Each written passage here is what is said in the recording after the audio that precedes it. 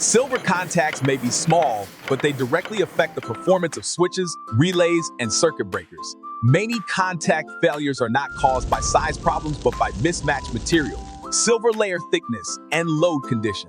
In this video, we will quickly explain how to choose the right silver contact material. Pure silver has good conductivity and low contact resistance, making it suitable for low current loads.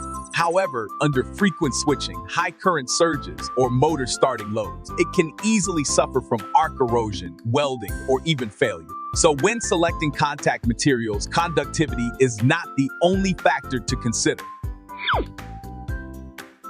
The first type is silver-nickel contact. Silver-nickel offers better hardness, strength, and welding resistance, and is commonly used in low-voltage switches and relays. But as nickel content increases, contact resistance and temperature rise may also increase. So silver-nickel is a balance between conductivity, hardness, temperature rise, and cost. The second type is silver-tin oxide contact. It provides good welding resistance and arc erosion resistance, and is often used in DC loads, automotive relays, and AC contactors. Silver cadmium oxide was widely used before, but due to the toxicity of cadmium oxide, many applications are now shifting to silver tin oxide and other eco-friendly materials. The third type includes copper tungsten, silver graphite, and composite contacts. They are more suitable for high voltage, high current, and strong arc conditions, such as circuit breakers and high voltage switches.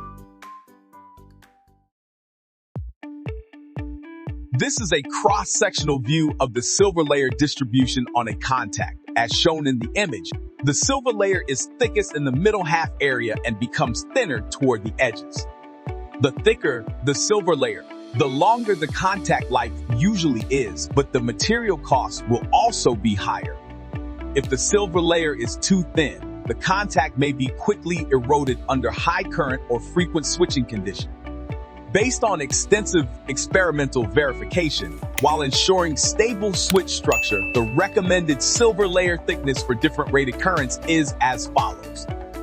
For a 10 amperes rated switch, the silver layer thickness at the 1/4 position should be greater than 0.10 millimeters. For a 16 amperes rated switch, the silver layer thickness at the 1/4 position should be greater than 0.25 millimeters. For a 20 amperes rated switch, the silver layer thickness at the 1/4 position should be greater than 0.30 millimeters. There is no single silver contact material suitable for every application.